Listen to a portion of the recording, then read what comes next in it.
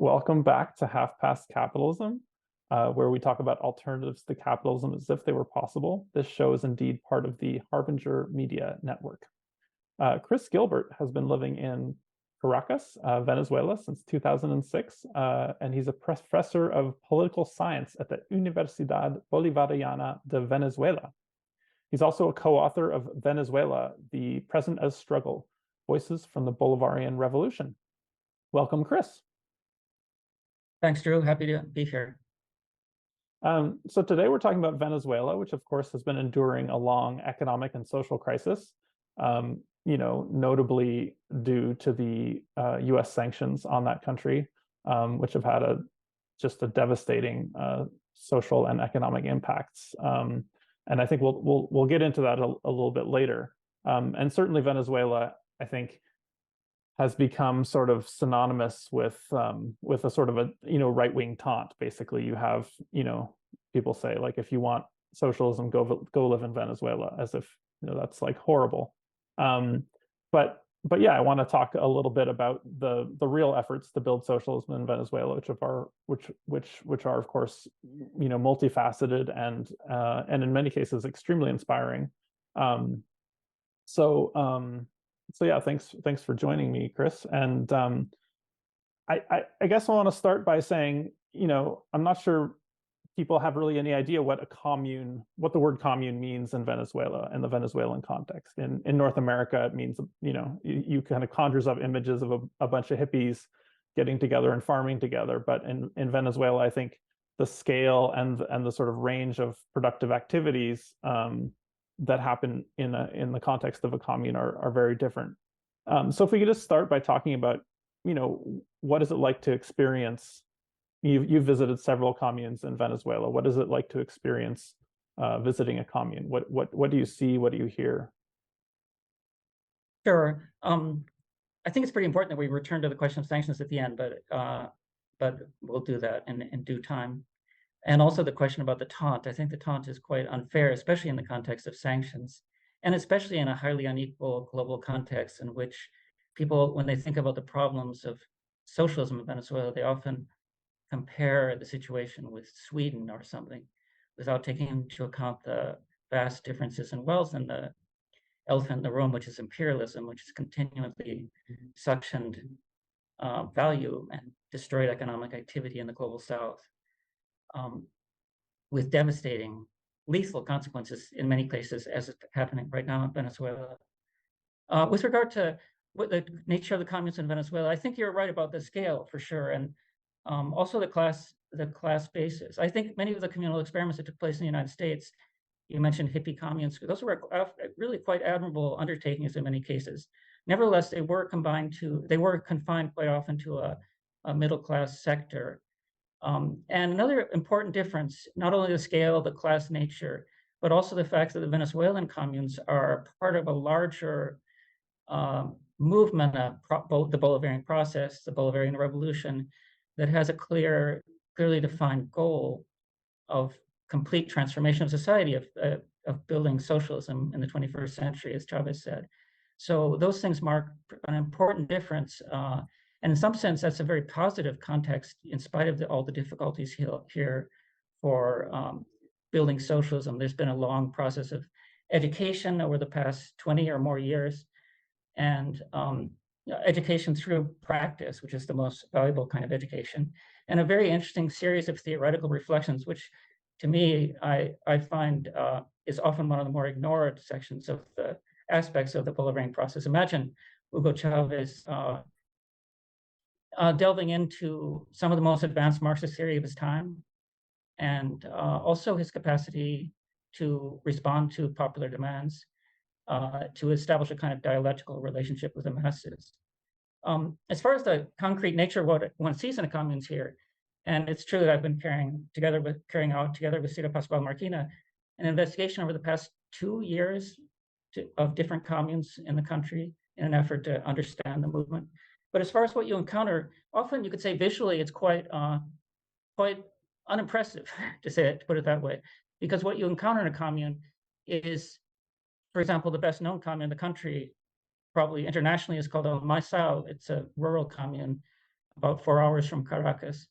And what you see there is what it is, or what it was in great measure. It was a privately owned farm that was occupied by a group of people in the area and then converted into a productive unit for the El Maizal commune. When I think about the communes and what you see in them, I often think of what Bertolt Brecht said about a factory. He said you couldn't tell from a photograph, you couldn't tell a socialist factory from a capitalist factory. In some measure, that's true of communes. You can't see the most important thing, which is the new social relations that are emerging in the communes, new, more egalitarian social relations, less alienated forms of production that are really the centerpiece of communes.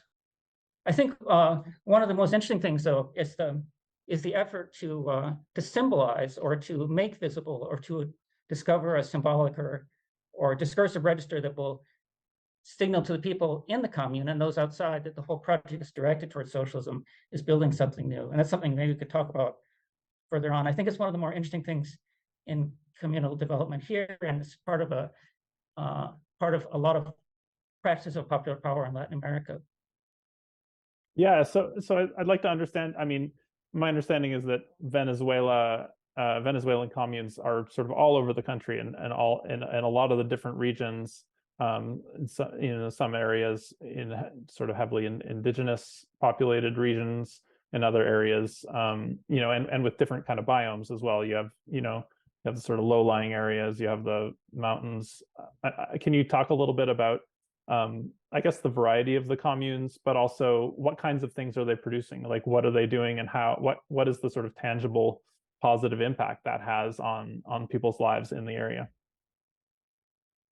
Sure, you're absolutely right. The communes are quite varied. One of the distinctive features here is that it is unlike I believe in many other countries, there's actually a legal framework. There's a set of laws. I have a copy of them here. There are 5 laws that were developed in 2010 about laws of popular power and the laws of how to build a commune and how to build a communal economy.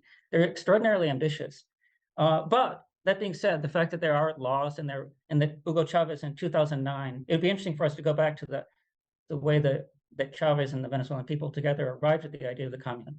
But the fact that he in 2009 declared, or asked rather, and that's important for his kind of leadership, encouraged people to form communes.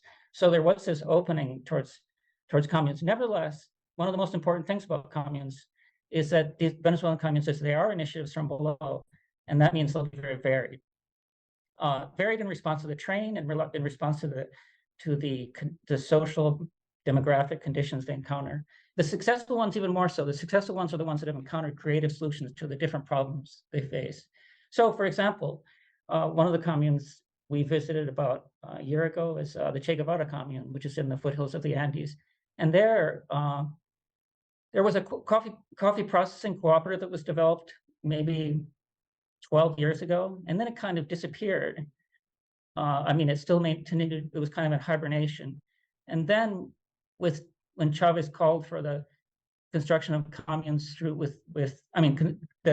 socialism would be built with communes as its basic cell, then those people involved in the cooperative organized around the coffee cooperative, making that the center of their commune. So that was one solution. Another interesting project, maybe the most famous commune in Venezuela, is El Maizal, which is in a plains region in Venezuela and mainly grows corn, as the name indicates, and they also have a large-scale cattle production, cattle racing. And that commune came to exist because a group of people, one of whom was a former security guard on the farm, decided to occupy a private farm there. And they actually did it. This is interesting. 2 of the most successful communes in Venezuela actually got going as communes before Chavez made the public statement to that effect in 2009. So they'd actually started to build a commune before Chavez. It was kind of a happy coincidence before Chavez started talking about communes. And maybe the most powerful urban commune in the country actually got going as a commune. This is interesting. I don't exactly know. I have some ideas about how they got to be building a commune before, almost 3 years before Chavez made the public statement on television. And that's El Panal, which means the beehive in Caracas. That's a fascinating experience, extremely powerful in terms of its levels of organization. They maintain a number of different productive units, including a textile workshop. They grow pigs inside an urban deep bed pig pens, and they do fish farming. And that's actually just a few metro stops from where I live here. So you're right, there's a great variety.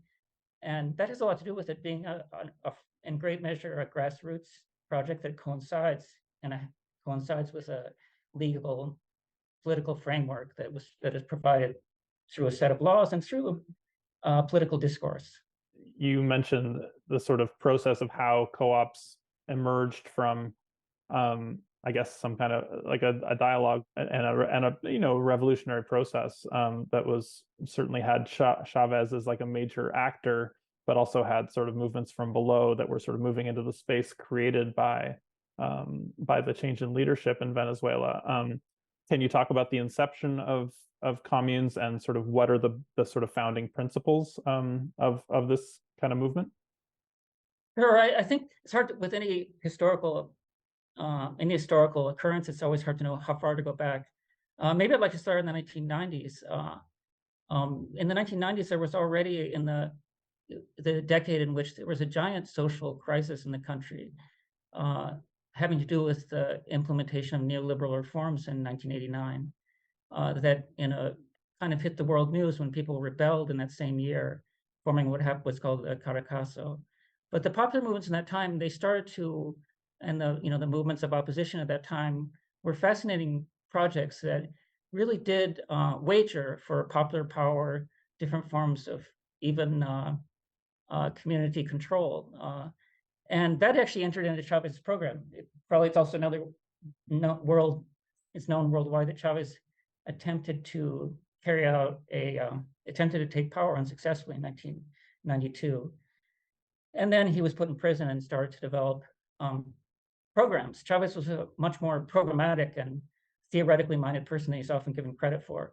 But some of those very early programs started to call for popular power, participative and protagonistic democracy.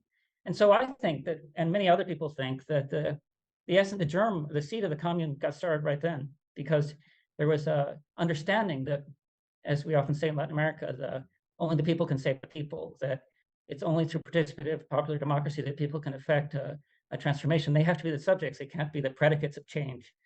And so I would think that the gradual unfolding of the Bolivarian process, Chavez managed to take power through electoral means in 1999, or actually 1998.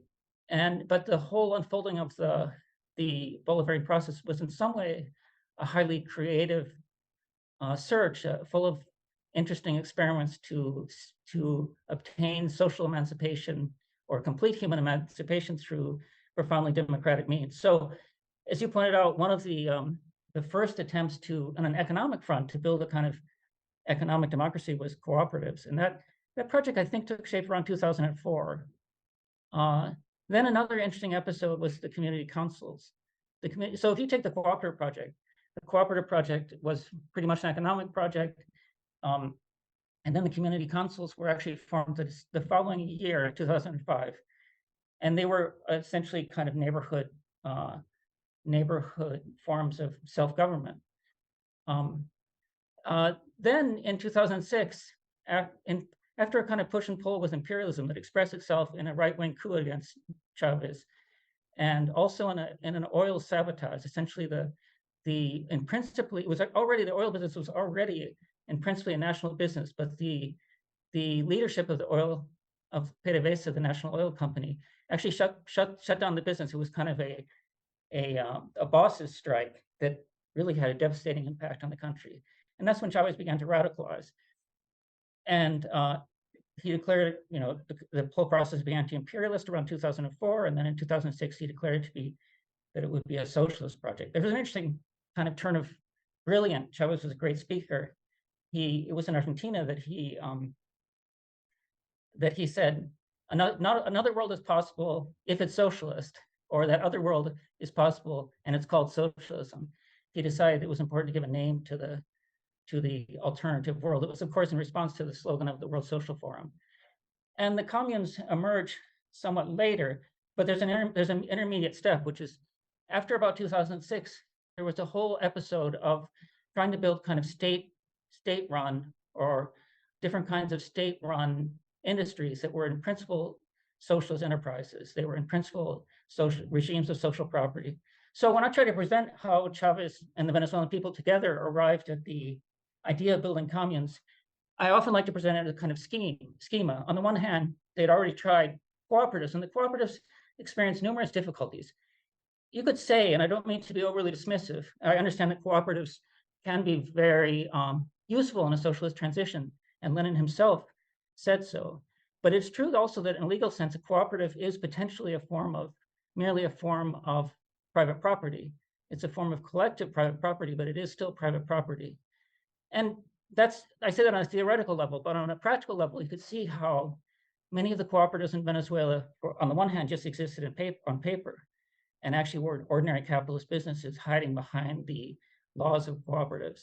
But even the cooperatives that were real were often subordinated to simply subcontracted by other larger businesses, and they ended up being exploited by those other businesses, and people lived in poor conditions. I think it was some recognition of both the practical problems and the theoretical problems that encouraged Chavez to move away from that and kind of move the pendulum in the opposite direction with state-run enterprises. Even though the state-run enterprises were generally called co-gestión, co-management, they tried to involve the community too. If someone wants to see something, there's an interesting film made by a German and Austrian called Five Factories that takes you around some of those projects, and they were actually quite fascinating. But those, as people who know the history of cooperatives well and have a commitment to popular power wouldn't be surprised to know, those businesses often fell into kinds of bureaucratism. Workers lost interest. They didn't identify with the businesses. And so I think at that point, Chavez was trying to find something that would solve those two problems. On the one hand, the failure of the cooperatives, and on the other hand, the failure of the very limited success of the state-managed factories. And so that's where the commune comes in. I think another thing we could talk about is also the theoretical element, because Chavez also immersed himself in an established relationship since the 1990s with a fascinating Hungarian Marxist named István Mészáros, who was one of the proponents of what he called the communal system as an alternative to capitalism.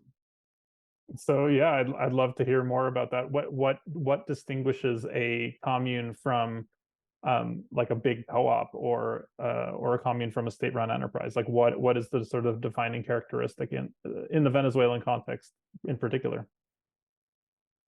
Sure. I mean, as against a cooperative, one important thing of the Venezuelan communes is that they're both political and economic entities. They combine, communes are made by combining community councils. So the community councils are already instances of local government. And then they attempt to develop means of production that are under a regime of social property. To say something fairly obvious, the difference between a state-run national socialist enterprise is that it's under worker control. The work is self-managed. But I think that one of the most important ways of understanding the difference between a commune and a cooperative and what social property means in the former case, in the case of a commune, is that the commune does not just try to produce for the benefit of the people involved in it. It has to have a wider social horizon. And part of that has to do with ideally it will try to establish non-commodity relations with the broader society. But at the very least, it will take the surplus and attempt to find a social. All Venezuelan communes talk about their surplus and what they do with their surplus and try to direct it towards social ends in the community. So I think that one of the most important differences between a cooperative and a commune in the Venezuelan context is that with the communes, there's a clear sense in which the communes their social property is directed not in the terms of the sense in which our social property is not in terms of a narrowly defined collective, though that is the base of the commune. There is a defined base of the commune, but they try to reach to the broader society. They try to produce the notion of social property as social property directed towards the whole society.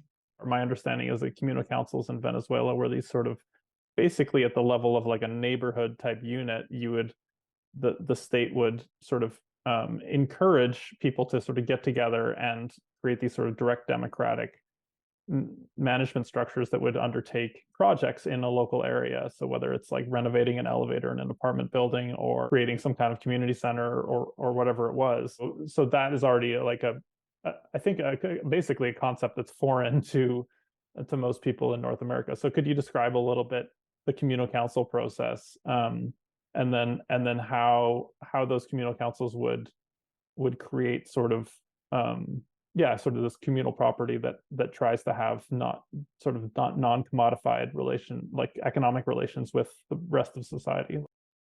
Sure. The community councils were, groups of families that were brought together in a given territory. Some cases people attempted to form community councils, consejos comunales, in workers and university contexts. I actually participated in the attempt to form one in the university where I worked. I'm currently part of a community council here, though it's actually in the towers where I live, it's not very active. Previously, I was in a community council in a different neighborhood that actually did actually function. They usually bring together, depending on, I think in the rural areas, fewer people, but I think there were about 200 to 300 families in the community council that I lived in which I was a member in La Pastora 5 years ago. Then when it comes to making communes are usually groups of like 10 to 20 community councils. And then there's often the search for some way in which they can find a productive or economic base. A lot of times, actually, this is a result of something I've seen in my research. A lot of times it involved recovering cooperatives that existed in the region or trying to incorporate cooperatives into the framework of the community council of the newly formed commune that was and bring that under a social regime. As far as the attempt to, it's important to point out that these communes are currently in a state of transition. To say that they've overcome the commodity, they've overcome the production condition of producing commodities would be a vast overstatement.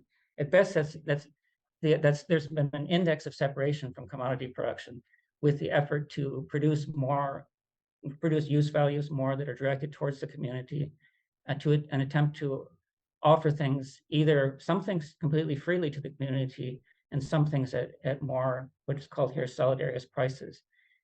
I think as far as the most exciting thing about the communes is the presence of a non-alienated set of social relations. To appeal a little bit to the theory that István Mészáros developed.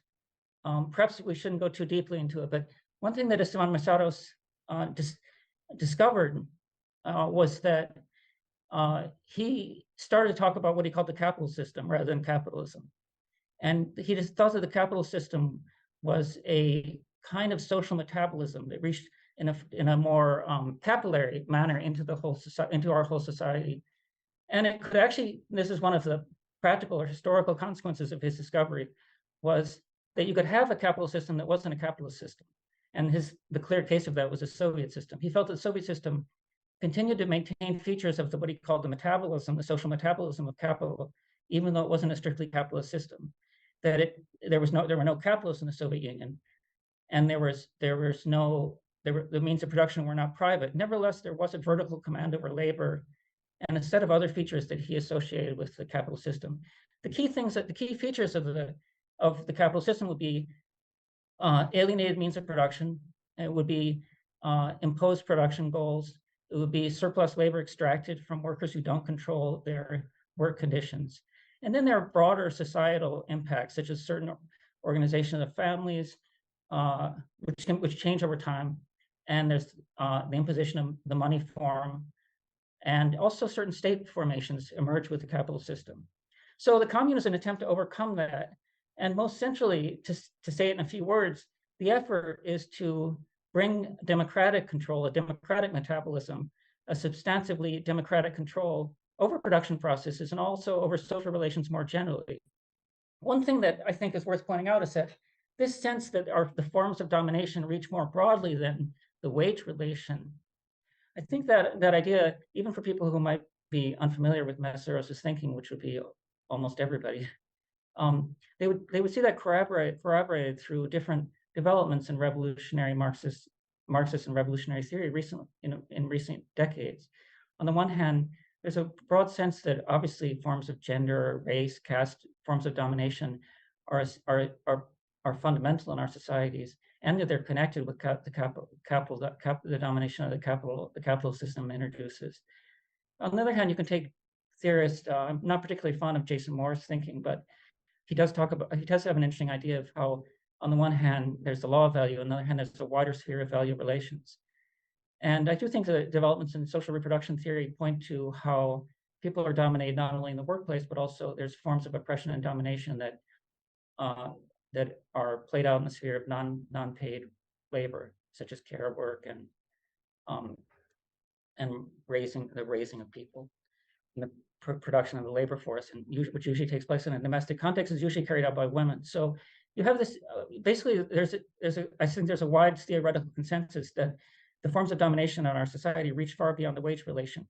And one of the virtues of the commune is that it holds the promise of overcoming all these forms of oppression. In a Venezuelan commune, not only are the means of production and under social community control, which means that people decide what can be produced, decide how it will be produced, and they decide what to do with the product and what to do with the excedent. They decide, or the surplus rather, they decide what to do through different assemblies and democratic processes.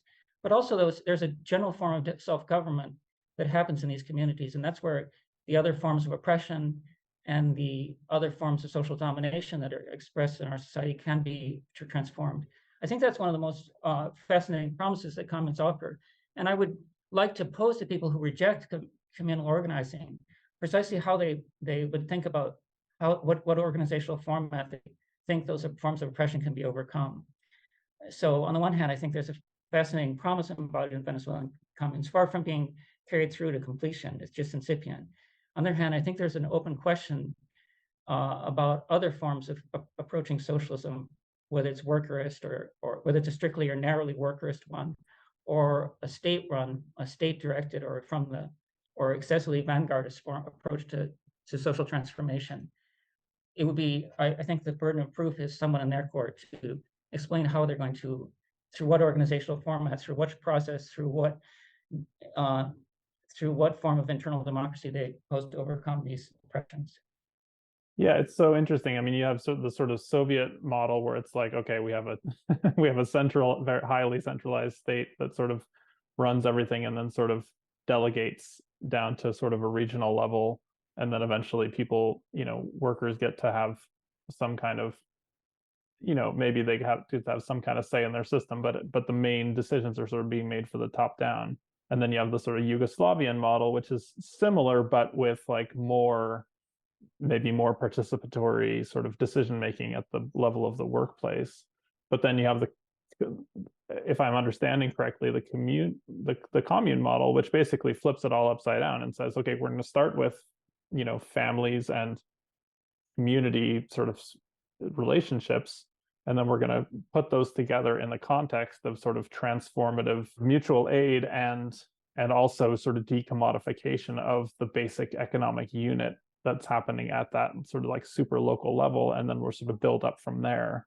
At the same time, is obviously Venezuela's never rejected like any top-down measures, but you have the sort of you have this process that's distinctly from below. I can imagine that all kinds of contradictions would arise there, especially if you start talking about like gender relations or different things, that happen in the family unit or that happen at the level of the communal council, for example. Yeah, can you talk? I guess first of all, is that sort of reversal of the direction from which the sort of collectivization happens? Is that a correct sort of description of what you sort of see in Venezuela? And then I guess, yeah, can you talk a little bit about how that plays out? Yeah, on the one hand, it's true that you say there's an essential direction from below to above, and essentially there's a focus on grassroots organization. one of the things that I'm used to do, especially when I talk to people in the global north, is defending participation, defending popular power, faced with maybe more top-down vanguardist proposals. In your case, it's probably the opposite. I think you have a real commitment, and you're more, just as important would be your audience, to cooperatives, to self-organization. But I think it's also important to point out that the Venezuelan process also proposes to hegemonize the whole society, and it also has a possibility of doing so because it's part of a sweeping mass movement that has there has been a taking of power and a partial transformation of the state in a way that opens parts of the state to be more sympathetic with popular power. So on the one hand, I think it's of course it's true that the kind of István Mészáros himself referred to these locally organized communities as kind of Archimedean point through which organization could begin, and he thought they were highly irreversible, and I think that's true.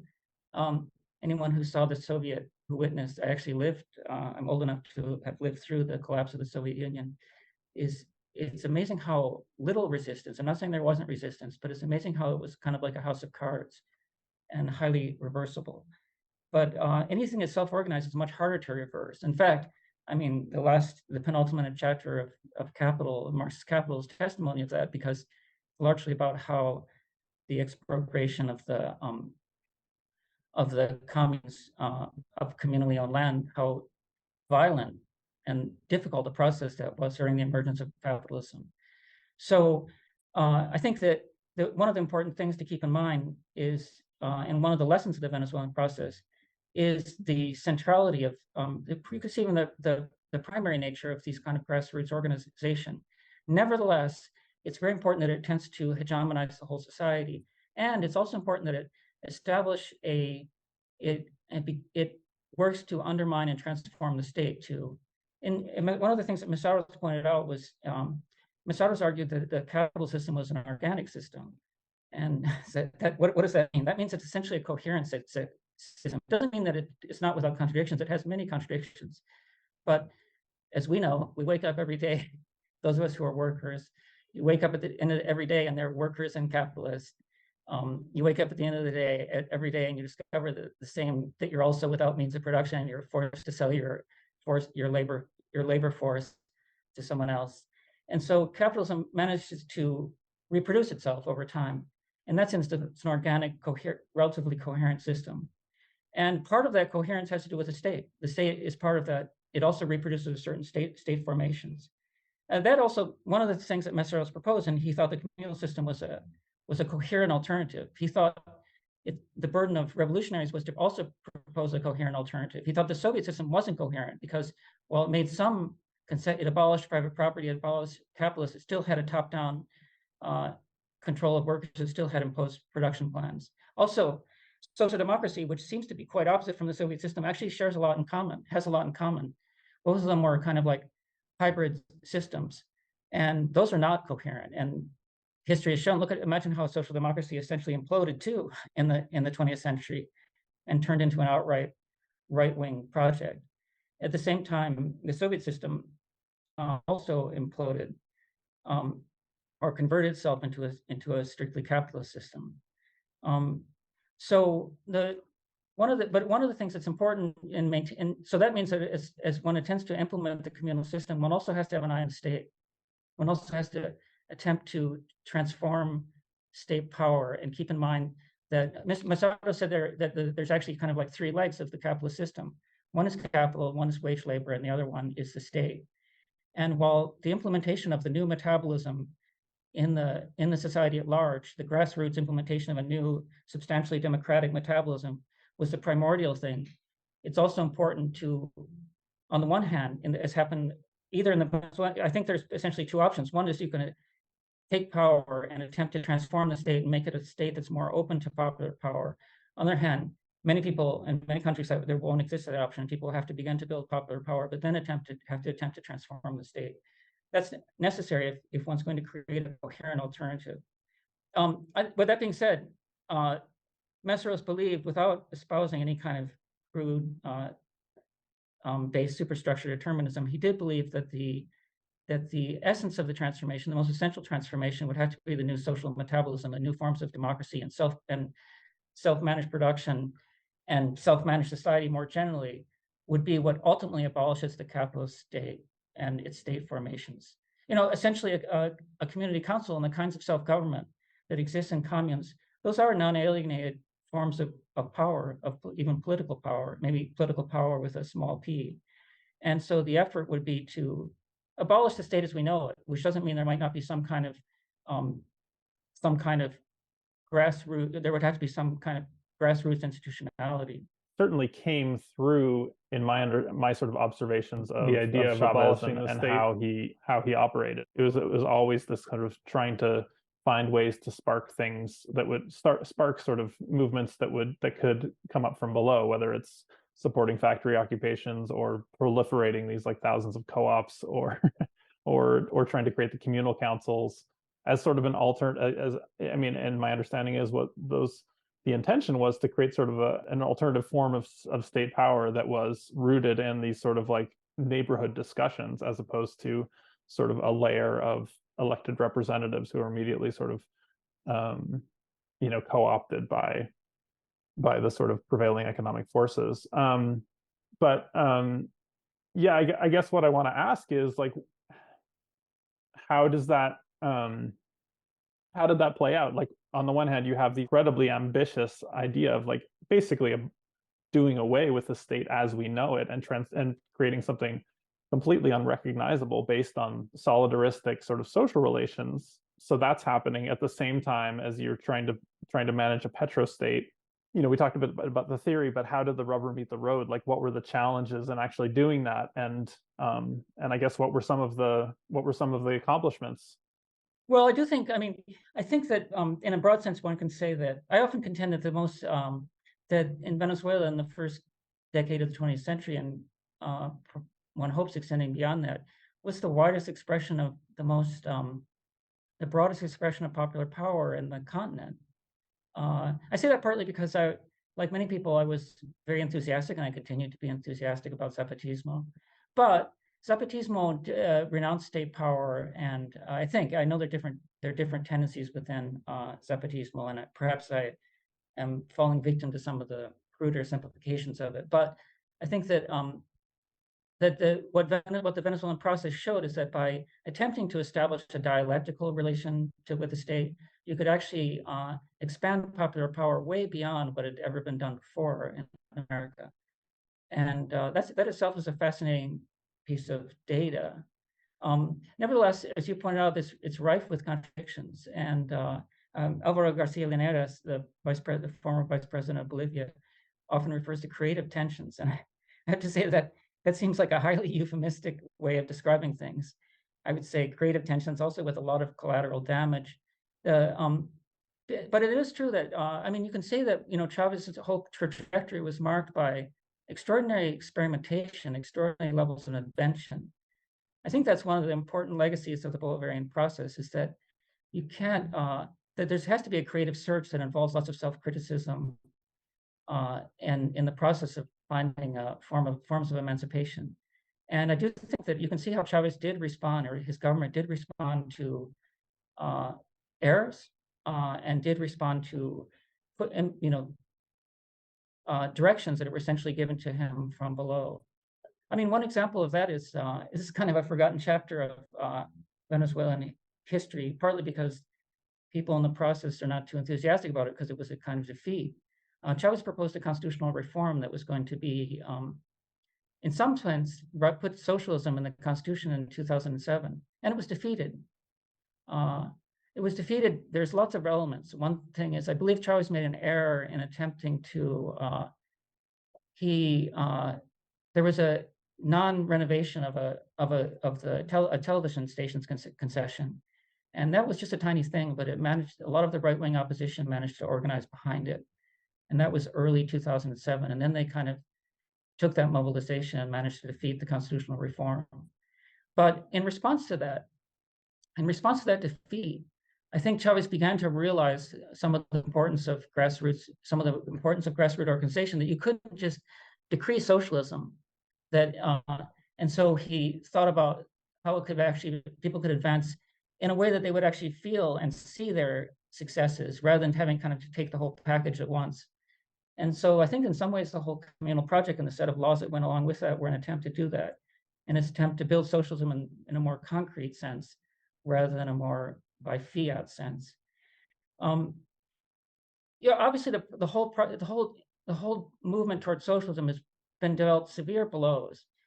The change of leadership was very difficult in itself, leaving aside whatever evaluation. I think it's important not to fall into personalistic evaluations. I think Nicolas Maduro would be the first to admit that he's not Chavez.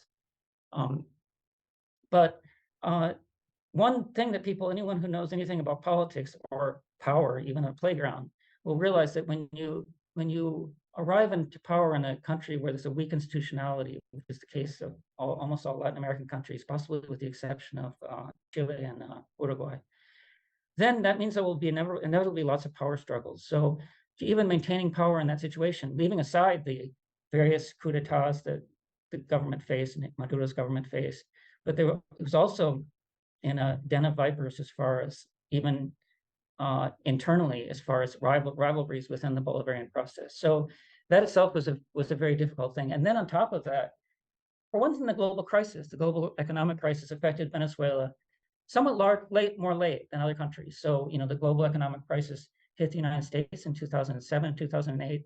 But countries like Venezuela that are in global economy are primarily producers of raw materials. Those countries tend to be hit somewhat later, and that indeed was the case in Venezuela. And also, its credit rating was cut down, and through a probably almost certainly politically motivated decision. So there was a terrific economic problem. And then on top of that come sanctions. So certainly that was a blow to the movement towards socialism, and it also affected the masses too. I do not think that the government did everything as well as it could. I do think that there were many options that it took when it could have turned more to the people, and instead it turned away from them in critical moments. And those decisions were extremely unfortunate. And they lost a lot of people along the way. However, that's kind of history right now. I think that most of us in the process, we feel that it's important that the government stay there, the current government stay there, not as a bulwark against imperialism. And within that bulwark against imperialism, the effort is to expand popular power. And that's an outright struggle in many cases. I think it's important not to downplay the importance of that struggle. Anyone who's been involved in organizing realizes that established power doesn't concede resources or freely. It needs lots of wooing at best, pressure, shaming. And for example, of Maisel Commune, the charismatic leader of it, Angel Prado, he's ended up being detained by the National Guard, at least on one occasion. And there's certainly a strong push and pull between the two poles, and that I think is actually necessary to organization, given the nature of the system. I mean, István Mészáros used to say that a socialist transformation was like rebuilding a house from within, and that's one of the things that one thing that it points is that it's like extremely complex. And also, you're dealing with lots of elements that are inherited from what you had before. You have lots of elements of inherited state apparatus. And on the other side, on popular power, you have people who have been shaped by capitalism in itself. So even their values and their horizon of expectations are in great measure shaped by the capitalist system. The most positive thing you can say about Commune, and I'm sure this is an important theme that goes throughout your different debates, is that one of the key challenges for any emancipatory project is the question of how you develop new people. How in a context that's highly determined by capitalism, unless you can go up to the mountain and get some tablets that tell you exactly what to do, which is essentially the idea of some utopian socialist, then there's only one real option, which is that people have to educate themselves. Marx himself in the thesis on Feuerbach, and in his document Thesis on Feuerbach, said that the educator has to be educated. So people need to find a process of self-education. And the communes in Venezuela, as is the case for a cooperative, any kind of self-managed situation, is a school for people to develop those new values.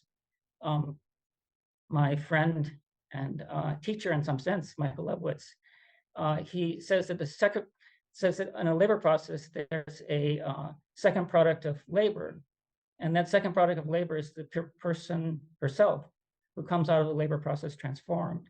And that's all the more so if the labor process is under some kind of is a self-governed labor process. So that's where the new can emerge, and the effort and one of the most important things of communal or self-organized labor, self-organized communal or cooperative situations is that they can provide that kind of school in which the new beings can emerge, which also means that they're going to have to confront enormous contradictions in the society, in the state, in the general context that they're in.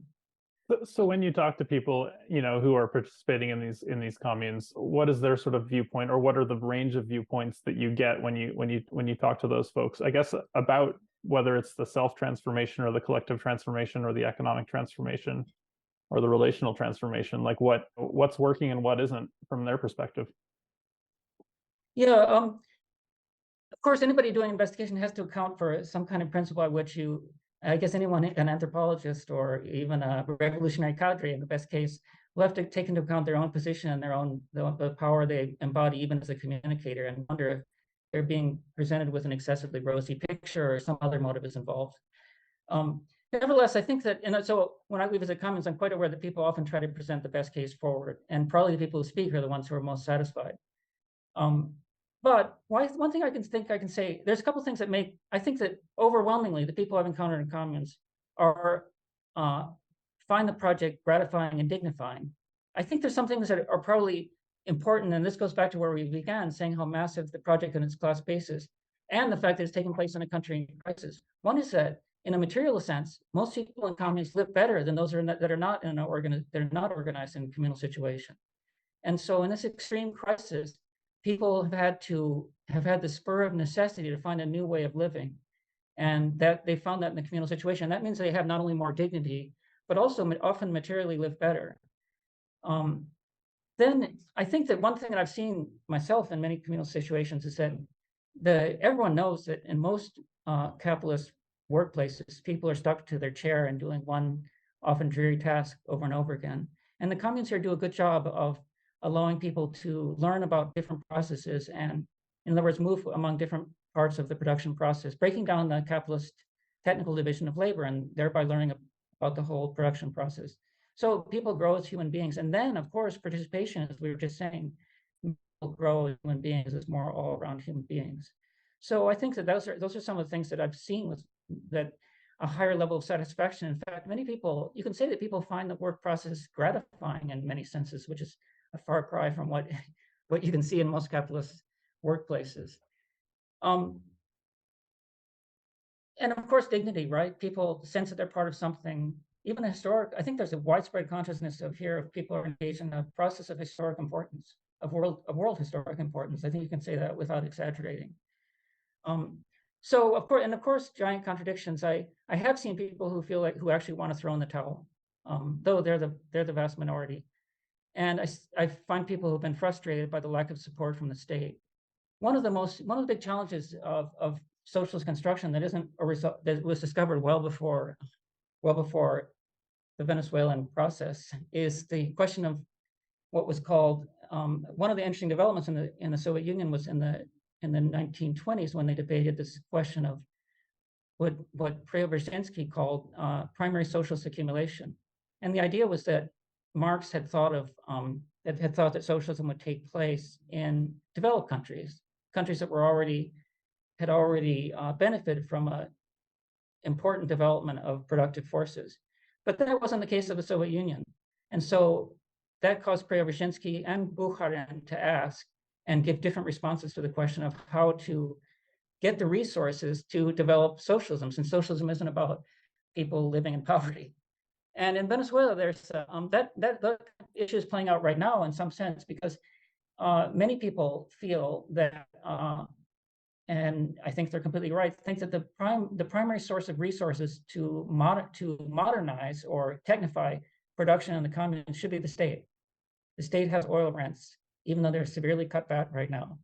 But the state has oil rents, and it should direct a large portion of those oil rents to the communes. Then, in the absence of that, either for political reasons or scarcity of such resources, some communes, or almost all communes, also work through other means, even collaborations with capitalist producers in their region, an attempt to get the resources to expand and modernize their productive forms. I should say, probably most people aren't aware of the Preobrazhensky-Bukharin debate. Bukharin, in some sense, was the architect or unconscious architect of the NEP, the new economic policy, which involved allowing capitalism to develop kind of small-level capitalism in the country. And Preobrazhensky thought that what should be done is to expropriate campesinos and direct the resources towards industrial production that would be under state-managed enterprises. I have to say that the terms are quite inverted right now. Neither one is immediately relevant to the Venezuelan situation, because the real question is not how you will direct resources from the state, to the state, but rather from it. And the direction is most often towards rural campesino production. So, but perhaps some of the elements of that debate you can draw some lessons, because Preobrazhensky thought there was one clean solution, and Bukharin thought there was a kind of messier approach, which Right. I think many communes right now find themselves between those two possibilities, caught between those two possibilities, and trying to do a little bit of both. Yeah, I wanted to get into that. I mean, you wrote an article for Counterpunch, I think it was last year, but describing the sort of, very sort of grassroots sort of convergence of people from different communes all over Venezuela, and just describe people sort of riding in the back of trucks down bumpy roads, like covering themselves in dust to get to this place, to like where the 500 people are like getting together and having a conversation as a movement of communes.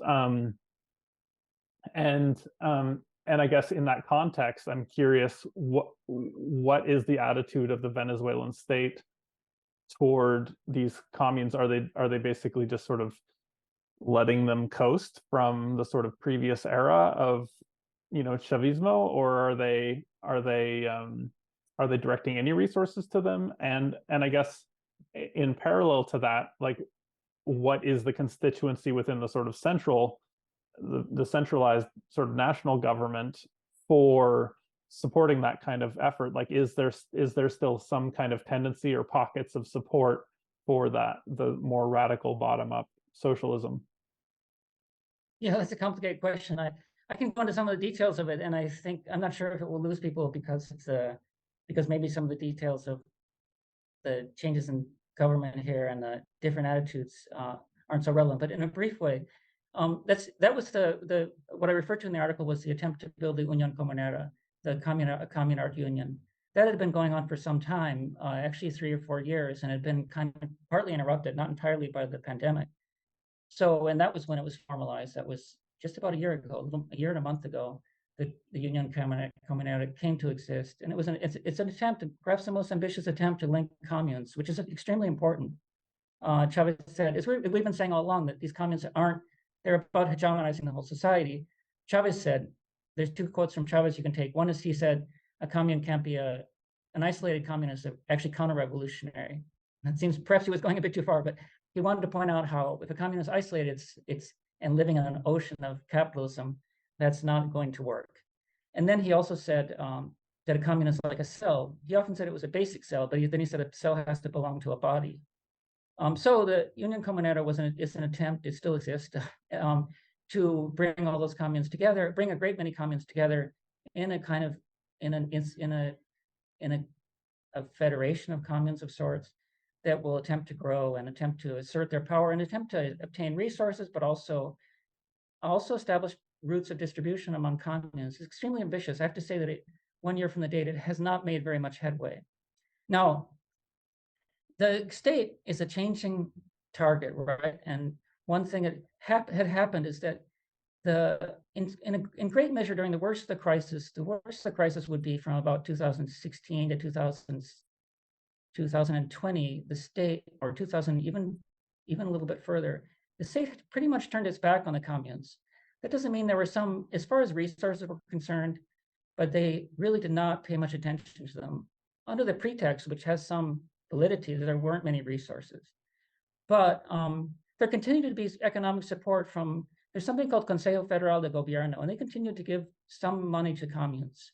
I know that because they managed to deliver money to Maisel, to Che Guevara, and those were actually, that was actually important.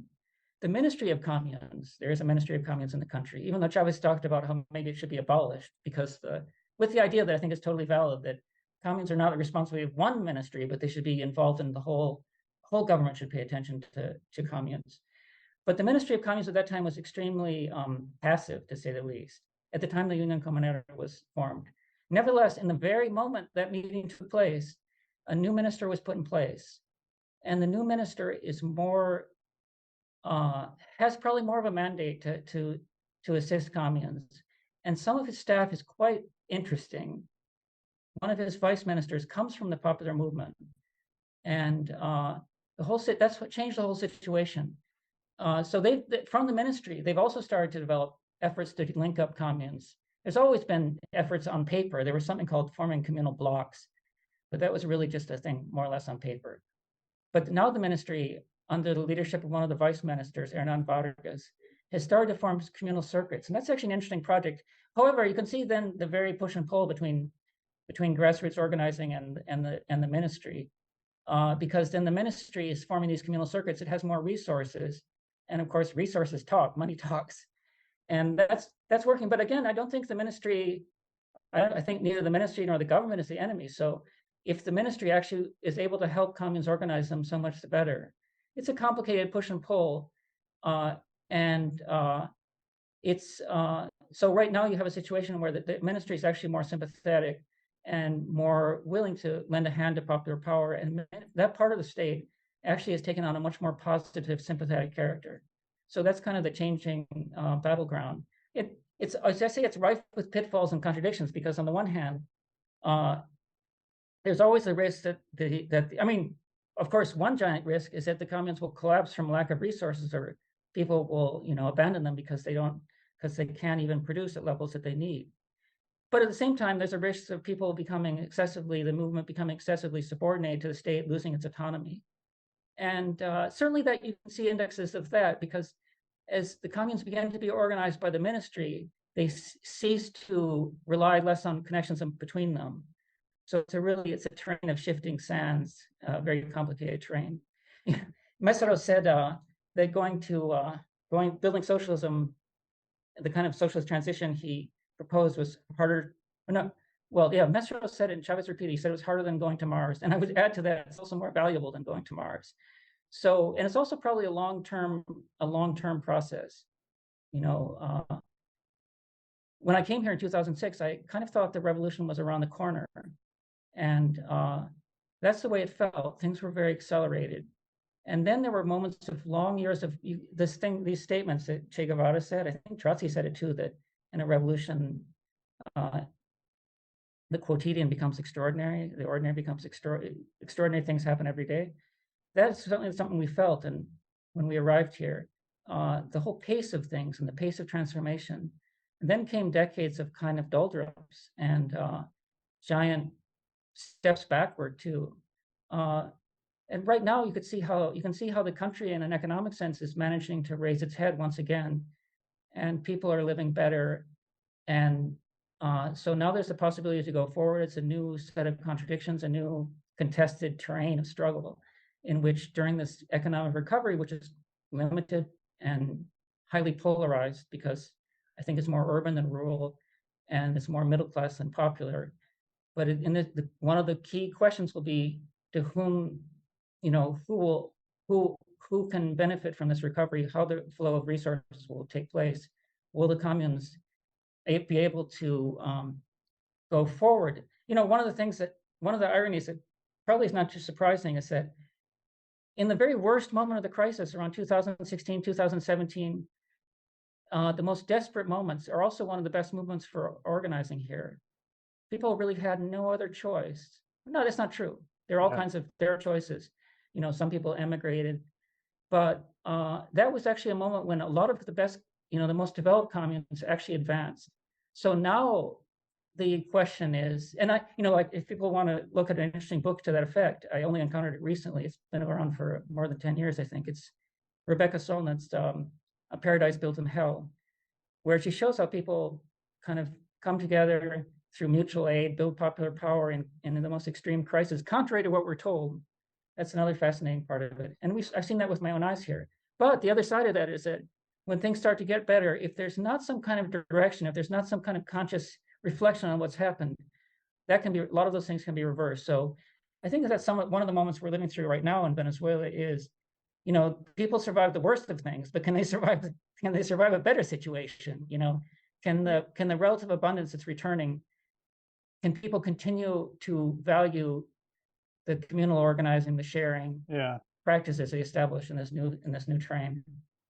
It's great to hear. I mean, it's honestly a relief to hear that things are getting better, because you don't hear a lot of good news coming out of Venezuela. But I guess I just wanted to zoom in on that sort of 2017 moment for a second, because in another interview that I was watching the other day, you characterized the book that you put out as being a sort of a series of conversations with Venezuelans at the grassroots, and how their proposals for responding to the crisis really had to do with building the commune bigger and turning toward the people, and really deepening the process of transformation. That and then you also, in a different part of the interview, characterized the sort of late Chavez and sort of Maduro administrations as having a sort of a rightward turn. So on the one hand, you have people at the grassroots sort of proposing to do more transformative, more from below, and then you have the government not doing that. Can you talk about the sort of context of the externally imposed crisis, how those political dynamics played out, and what was the sort of window of possibility of doing something differently, and what were some of the reasons that didn't happen? Well, as far as the window of possibility, I mean, maybe I shouldn't focus on that too much. One of the things that I think that a lot of times when you live through a revolutionary process, you see lots of windows of possibility that were missed. Of course, it was the benefit of hindsight. The biggest window that I think everybody here is conscious of is that the right wing was totally they lost all credibility after the coup d'etat attempt and the oil sabotage. And Chavez could have advanced much more than he did. I think one of the problems that revolutionaries face is the question of risk. Nobody in political power likes risk. But if you think about it, you can't really do revolutionary transformation without assuming risks. And right now, we're living in a very risky planetary situation. So I think it's a time for Venezuela, people worldwide to realize that you can't advance in a situation that's risk-free. And I think Chavez probably would have done better to rely on the people at that moment and try to advance more fully. Although, of course, I'm saying that with the benefit of hindsight. And the same thing with there's another curious moment in which the right wing was totally defeated here, and that's they started to do street protests. I think that there have been a number of moments in which they engaged in these violent street protests that are called guerrillas here. One was immediately after Maduro's first election, and then another intense moment was around 2016. And then the government called for a National Constituent Assembly. And at that moment, after the street protests had played out for more than half a year, and people were fed up with it, the masses of people, the majority of people were fed up with it, and the Constituent Assembly came in, the right wing just totally disappeared from the stage.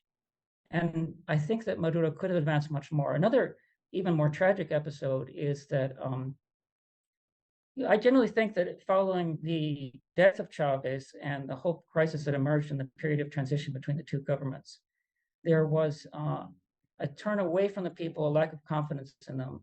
Now, it's true that when you turn to the people and you ask for them to defend you in the face of imperialism, that's a slightly risky project. But the alternative is to rely on the state, and actually a state that can begin to show its repressive face in an economic crisis, because sure, there's a kind of special police that were actually lethal in the boundary of repressing poor people. I think that was a terrible, tragic mistake. Fortunately, that has ceased in a great measure. But so I think there were lots of missed opportunities in which the option was either to turn towards the known, the path of least resistance, which is relying on state actors, or turn to the people, which is somewhat risky, but in the longer term, it's really the only option for a revolution. And you risk alienating people, not only because they feel it in their flesh, but also you cease to communicate with them. They cease to understand what's going on. Like, I think there's something, Marta Honecker talked about a pedagogy of limitations. I think that's something this process has done poorly with in general, not only with Maduro, but also with Chavez. I think Marta Honecker directed it to Chavez, that you can't do everything at once. So it's better to explain to people what the limits of a process is at a given moment. Lenin actually was remarkable in that sense. He always said, this thing is what we can do at the moment. Or, for example, when there was a need to take a step back, he's called it a step back and didn't call it advancing. I think there's been a problem with that in this process, which has a lot of things to do with the media environment that is quite different from the time when Lenin lived. So that it's true that was a terrible situation in around 2016, 17, going up to 2020. And one of the things that we encountered when we began to look at communes and interview people is we had really thought that it was kind of like a sense of like, where's the revolution gone? And one of the happy, that would be an understatement, one of the happy discoveries is that there really were people, true believers. There really were true believers. There are people who had totally understood the project. They just weren't the most visible ones in the country. And it was like time travel. It reminded me, actually, when we started to interview people, it reminded me of what I'd seen here in 2006, 2007. It reminded me of this situation where people were protagonists, and it wasn't only a sense of defiance faced with imperialism. It wasn't only a sense of loyalty to Chavez. It was all those things, but it was also, as anyone who has worked with the popular movement is, they actually had a plan. They actually had a strategy. They actually realized that the strategy would be to go forward and build a commune. It was a very interesting moment and a lesson to me in the possibilities that exist in popular power. I think, of course, theoretically, one understands this. Like, if you read E.P. Thompson, you realize that the working class is not some kind of generic thing that's spat out by the productive apparatus, but people develop their own plans. Well, I guess I had a front row seat on that. And the clarity with which people developed an idea of how to go forward is quite remarkable, impressive. I just wanted to end with one sort of final question, specifically on the point that you just left on, which is, what lessons do you think that, more broadly, activists in North America or in the global North in general can take from Venezuela's experience, specifically in terms of building alternatives to capitalism and the sort of role of self-managed production in that sort of process? Well, I guess I'd like to highlight one of the things that I think to be the basic lesson of what we call the communal path to socialism here, and this is basically a page from István Mészáros, which is that the only way to overcome the organic capitalist system is to propose an organic alternative, in a sense of a coherent alternative. In the 20th century, we saw incoherent hybrid alternatives, and self-managed production with a horizon that goes beyond that attempts to overcome state power as well is a key element of that. To people in the global North, I also, in the Latin American context, given the trajectory of like, you can see historical development between the Bolivarian process and Zapatismo, I think it's important to realize that that there was a learning process there. That it's one thing to build popular power, but popular power, when it enters into a dialectical relationship with a partly transformed, that's the best you can do in a certain moment. A partly transformed state apparatus is a much more impressive and involves much more revolutionary potential. I guess another thing that I've seen with my own eyes is that a lot of communes here, the best ones, the most successful ones, have a certain relation to a vanguard. We haven't talked about that much, but for example, El Panal, the most successful urban commune in the country, had a vanguard group, which was called the Colectivo here, which took on the organizing. But, and this is where the lesson comes in, like these vanguards can be extremely important, and I think they're necessary, some kind of vanguard operation. After all, Chavez was a kind of vanguard, but he was a vanguard who was also like a cheerleader, you know? Like I always think Chavez was like someone who tried to encourage people to do stuff. People often exaggerate the amount of power he had. After all, how can you make people assume a higher level of organization? Really, if you impose it on people, it's not a higher level of organization. The higher level of organization is a self-directed organization. So Chavez understood that. I always think that he spent all that time on television, essentially encouraging people to go forward, encouraging them to organize themselves. So I guess one of the things you can point here is the role of a certain kind of vanguard, but a vanguard that fosters popular power, because a vanguard that supplants popular power that's a Pyrrhic victory. You're killing the thing in the crib. So that's something one can see here, and it's an ongoing battle because a lot of times even the Socialist Party here falls into that kind of error. But the vanguard that I've seen operate in the El Panal Commune is a vanguard that has established this kind of positive, fostering, nurturing, dialogical relation. You can talk about like pedagogy of the oppressed. It's like, I refer to Paulo Freire, this attempt to allow people to emancipate themselves. You know, one other thing I think you could say, I've been thinking about this a lot recently. I've always, as anyone who's been in the left, you often hear this kind of Gramscian idea. It's not really Gramsci, to be fair to Gramsci, that he said pessimism of the spirit, optimism of action.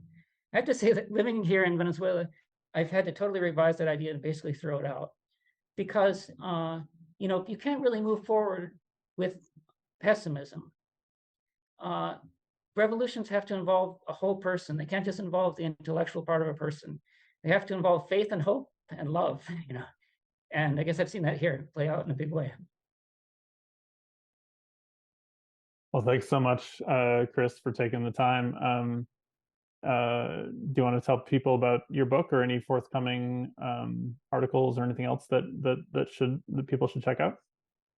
Well, sure. People can. The book, there's a collaboration. I should say it's a collaboration between Cira Pascual Marquina and me. The book you mentioned, which came out in 2020, it's called The President's Struggle. It's an indirect reference to Che Guevara. He said, "Presente es de lucha." But it's, when I say we authored it, that's also an overstatement, because it's mostly a collection of interviews that we did, in which we discovered, it was a tremendous learning experience to us. And one of the things that we learned was the importance of the commune, because the truth is we've been somewhat skeptical about communes until that point. So it was a process of self-education for us. Then you can find in Venezuela analysis a number of ongoing interviews that are done by Cira Pascual Marquina and me. And I find them fascinating. It's not because we did them, it's because people talked to us, said fascinating things to us. Then I've also written all my writing today. Well, you mentioned the article in Counterpunch. There's 2 articles in Counterpunch.